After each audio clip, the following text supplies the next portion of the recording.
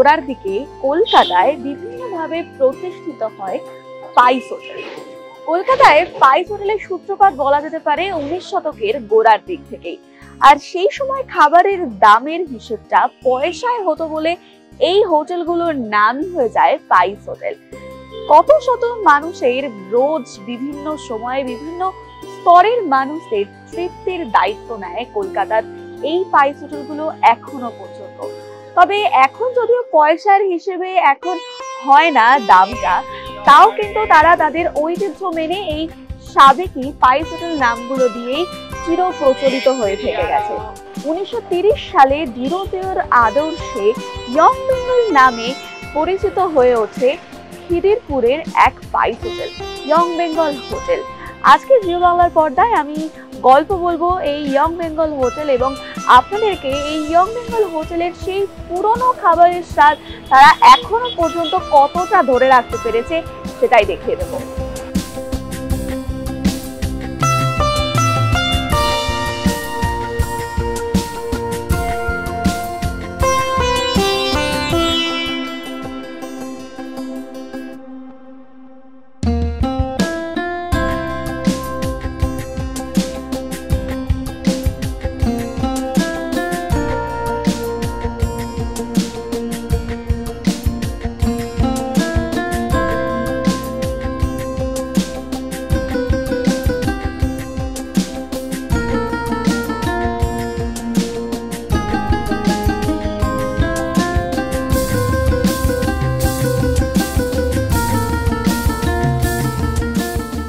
বহু প্রাচীন এই ইয়ং বেঙ্গল হোটেলে যখন আপনি প্রবেশ করবেন তখন দেখতে পাবেন যে বাইরের দিক থেকে কিন্তু খুব জাঁকজমকপূর্ণ না হলেও ভিতরে এসে একটা প্রশান্তি দেখতে পাবেন। কারণ এই মুহূর্তে যেভাবে আর্কিটেকচার বদলে যাচ্ছে সমস্ত ঐতিহ্যের, এক্ষেত্রে কিন্তু ইয়ং বেঙ্গল হোটেল তাদের সেই পুরনো ধাঁচটাই বজায় রেখেছে, সেটা আপনারা আসলেই বুঝতে পারবেন। যেমন বেড়ার ছাউনি, সেই সাথে যেরকম যা ডিজাইন সেই সময় 1930 সালে ছিল, এক্স্যাক্টলি সেরকমভাবেই তারা বজায় রেখে দিয়েছেন পুরো বিষয়টা।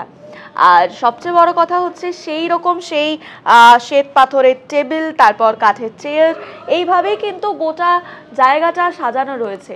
আর একটু যদি ঘুরে ঘুরে দেখেন, মানে খাবার পর বা খাওয়ার আগে যদি একটু সময় পান, তাহলে দেখতে পাবেন যে সেই 1900 সালের দিকে কিছু পত্রিকায় বেরিয়েছিল যে সেই সময় যিনি প্রতিষ্ঠা করেছিলেন তার কথা, তার মেয়ের কথা, কমল গুহ বসু রায়ের কথা। আর এই যে তাকে কিন্তু বলা হতো, যে আমি বললাম কমল গুহ বসু রায়ের কথা, তাকে বলা হতো কিন্তু সেই সময়ের অন্নপূর্ণা। কারণ তারই কাছে খেতে আসতেন হাজার হাজার শয়ে শয়ে মানুষ এবং অবশ্যই সেই খাবারে তৃপ্তি পেতেন বলেই প্রত্যেক দিন আসতেন খেতে। আর স্পাইস হোটেলের একটু নিয়ম আমি বলে দিই, যারা আসেন না স্পাইস হোটেলে তারা হয়তো জানেন না, যারা আসেন, যারা নিয়মিত খান, তারা এটা জানেন যে সর্বস্তরের মানুষের জন্যই কিন্তু স্পাইস হোটেল। সুতরাং আমি যেরকম কোনো রেস্টুরেন্টে যখন আমরা খেতে যাই তখন যেরকম আমরা ফ্যামিলি যদি থাকি 4 জন, তো সুতরাং 4টে টেবিল চেয়ারে বসি, 2 জন থাকলে সেটা 2 জন বসি, অকুপাইড থাকে বিষয়টা। তবে এক্ষেত্রে কিন্তু সেটা থাকে না। আপনি যদি একা খেতে বসেন তো বাকি 3 জন আপনার সাথে অপরিচিত লোকেই থাকবে, একসাথে এক টেবিলে বসে খাওয়াটাই হচ্ছে কিন্তু স্পাইস হোটেলের নিয়ম।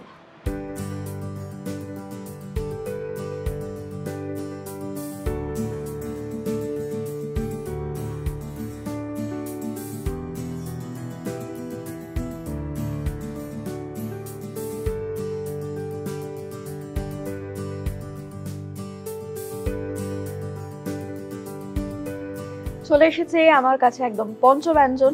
তবে পঞ্চব্যঞ্জন নয়, কটা আছে আমি একটু গুনি, 1 2 3 4 5 6 7 8 9, 9টা ব্যঞ্জন। আমি একটু বলে দিই যে এখানকার কি কি জিনিস আমি চুজ করেছি আজকে খাবো বলে। এটা হচ্ছে মসুরির ডাল, আচ্ছা এটা হচ্ছে মিক্সড ভেজ, যেটার দাম হচ্ছে 45 টাকা। আর এটা হচ্ছে বড়ার ঝাল, ডালের বড়ার ঝাল, যেটার দামও 45 টাকা। আর এটা হচ্ছে পার্শে সর্ষে, যেটার দাম হচ্ছে 95 টাকা। আচ্ছা, আর এটা হচ্ছে সয়াবিনের তরকারি, আর এটা হচ্ছে তাদের ফেমাস জিরের ঝোল। মানে এটা আমরা কবিরাজি ঝোলও বলতে পারি। যখন শরীরটা একটু খারাপ থাকে তখন যে বাড়িতে পাতলা যে জিরে দিয়ে যে মাছের ঝোলটা করা হয়, এটা এক্স্যাক্টলি কিন্তু সেটাই। আর পাঁপড় ভাজা রয়েছে, চিকেন কষা রয়েছে যেটার দামও 95, আর তারপর রয়েছে হচ্ছে আমের চাটনি। তাদের কিন্তু প্রত্যেক দিনই মেনুটায় বদল ঘটে এবং যে বোর্ড আছে সেখানে প্রত্যেক দিনের মেনুটা তারা লিখে রাখেন, যেমন আগেকার দিনে লেখা থাকতো। এবং স্পাইস হোটেলের এটাই নিয়ম যে প্রত্যেক দিনের মেনু চেঞ্জের যে লিস্ট থাকে সেগুলো তারা লিখে রাখেন। আমি এবার একটু খাবার খাওয়া শুরু করবো, আর তার আগে বলে দিই এখানে কিন্তু মাটির ভারে জল, একদম অথেন্টিক ব্যাপার। মসুর ডাল যদিও, কিন্তু এটা কিন্তু পাতলা মসুরের ডাল আমি বলবো না, কারণ সেটা যথেষ্টই ঘন। ডাল, লেবু, পাঁপড় ভাজা, বিষয়টা জমজমাট।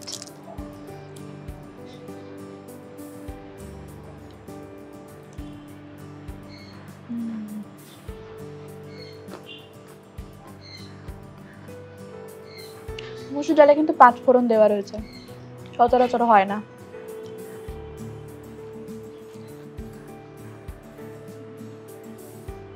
স্পাইস হোটেলে খাওয়ার একটা বিশেষত্ব হচ্ছে তাদের যেহেতু প্রত্যেকদিন মেনুতে বদল ঘটে, আপনি যদি ডেইলি কোনো স্পাইস হোটেলের খান তাহলে তাদের সাথে যেরকম ভালো সম্পর্ক হয়ে যায়।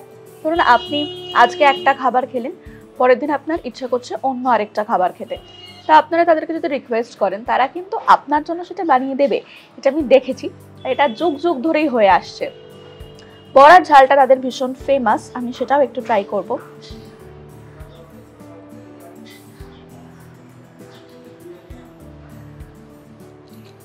তাদের কিন্তু একটা ট্যাগলাইন রয়েছে, মানে ইয়ং বেঙ্গল হোটেলের একটা ট্যাগলাইন রয়েছে যে বাড়ির রান্না ন্যায্য দামে, বাড়ির বাঙালি রান্না ন্যায্য দামে তাদের ট্যাগলাইন।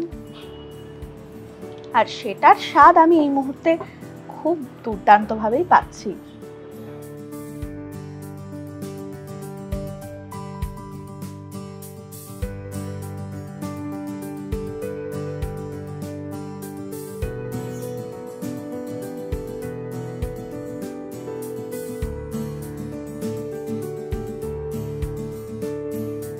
আচ্ছা, এবার পালা হচ্ছে পার্শে সর্ষের। পার্শে মাছের সাইজটা যথেষ্ট ঠিকঠাক। যে কোনো জায়গায় যদি আপনি মাছ খান আর মাছের কাঁটা, এটা বাছারও কিন্তু একটা পদ্ধতি আছে। কেউ কেউ মাছের কাঁটা এক হাতে বেছে খান, কেউ কেউ মাছটাকে প্রপারলি একদম খেয়ে তারপর কাঁটাটাকে আলাদা করে বার করে রাখেন। কারণ মাছের কাঁটা বাছার কিন্তু একটা নতুন ধরনের নিয়ম। আপনারা স্পাইস হোটেলে বসেও শিখতে পারেন যে কে কিভাবে মাছের কাঁটা বেছে মাছ কাটছে।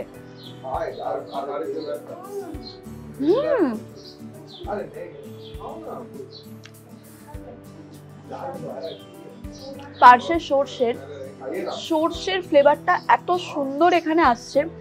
এটার দাম মাত্র 95 টাকা। আমি যে যে আইটেম নিয়েছি ভীষণ রিজনেবল প্রাইসও সবকটায়। দুজন যদি খান তাহলে মোটামুটি 250 টাকার মধ্যে কিন্তু দুজনের খুব ভালো করে এখানে ভুরি ভোজ হতে পারে। সুতরাং অবশ্যই কিন্তু ইয়ং বেঙ্গল হোটেলে যারা আসেননি তারা একবার আসুন, তাদের এই অথেন্টিক রান্নাগুলো টেস্ট করুন। আর আমি আপাতত আমার এই খাবারগুলো শেষ করতে থাকি, আর আপনারা ভিডিওটা দেখতে থাকুন কারণ এখনো কিছু কথা বলা বাকি আছে।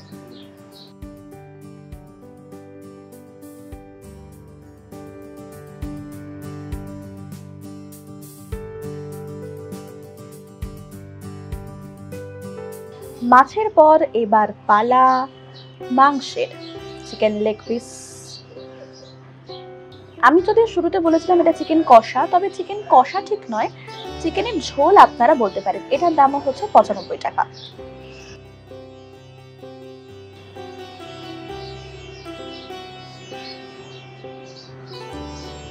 দুর্দান্ত, যে কোনো রান্নাই টেস্ট করছি সবটাই দুর্দান্তই লাগছে। আর ভোজন রসিক বাঙালিদের কাছে স্পাইস হোটেলটা কিন্তু একটা ইমোশন আমরা বলতে পারি।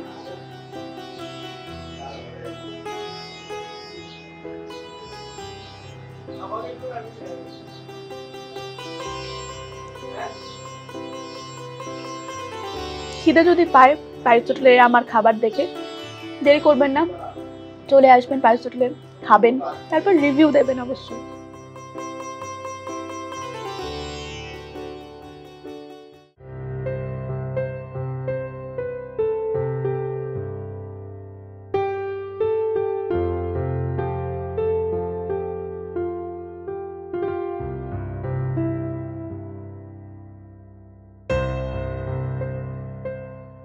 শেষ পাতের চাটনি পাঁপড়, এইটা কিন্তু কোথাও গিয়ে আমি অন্ততপক্ষে মিস করি না, সেটা বিয়ে বাড়ি হোক, অনুষ্ঠান বাড়ি হোক, বা পায়েস হোটেল হোক, আর নিজের বাড়িতেই হোক না কেন। আর শুধুমাত্র চাটনি নয়, চাটনির সাথে পাঁপড়, যেটা যদি আমি ডালের সাথেও খেয়েছি। তো চাটনি আর পাঁপড় দুটোর একসাথে কম্বিনেশনটা আমার ভীষণ পছন্দ। কারা কারা এটা পছন্দ করেন সেটাও জানাতে পারেন আমাকে।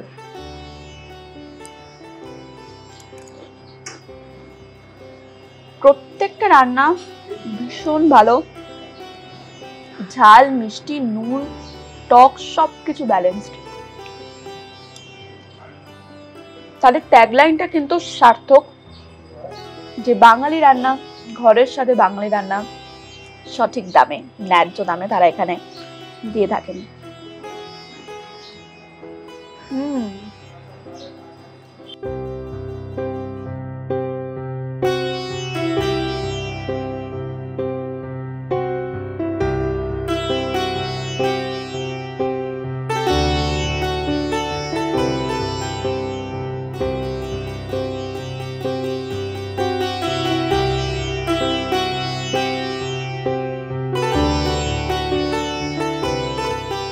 খাওয়া দাওয়ার পর্ব শেষ, আর তারপরে আমি একটা ইন্টারেস্টিং ফ্যাক্ট জানতে পারলাম, যেটা আপনাদের সাথে শেয়ার করব এখন। সেটা হচ্ছে এখানকার খাবারের এত সুন্দর টেস্ট কিন্তু একটা কারণের জন্যই আমার মনে হয়, সেটা হচ্ছে তারা তাদের ঐতিহ্য সাবেকিয়ানাকে বজায় রেখে এখনো পর্যন্ত মাটির উনুনের আঁচেই রান্না করেন, তাই জন্য বোধহয় এত সুন্দর এখানকার স্বাদ। আর যারা যারা খেয়েছেন এই ইয়ং বেঙ্গল হোটেলে, তারা তো জানেনই যে কতটা সুন্দর এখানকার খাবারের টেস্ট। তবে যারা খাননি তারা কিন্তু অবশ্যই এখানে আসুন। এখানে আসতে গেলে কিভাবে আসবেন আমি একটু বলে দিই আপনাদেরকে। খিদিরপুরের মোড় পেরিয়ে সার্কুলার গার্ডেন রিচ রোডের বাঁদিকে মনিলাল ব্যানার্জি রোড, তারই বাঁ হাতেই পূর্বে এই ইয়ং বেঙ্গল হোটেল। আর এই ইয়ং বেঙ্গল হোটেল কিন্তু সোমবার দিন বন্ধ থাকে, তবে প্রত্যেক দিনই দুপুর 12টা থেকে বিকেল 5টা পর্যন্ত খোলা থাকে, আবার সন্ধ্যে 8টা থেকে রাত 10টা পর্যন্ত খোলা থাকে। তবে দুপুরের আর রাতের মেনু কিন্তু কমপ্লিটলি আলাদাই হয় তাদের এখানে।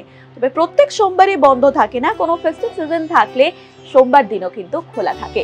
এরকম আরো অনেক যে আপডেটস আপনারা পাবেন, তার জন্য নজর রাখতে হবে জিও বাংলার পর্দায়।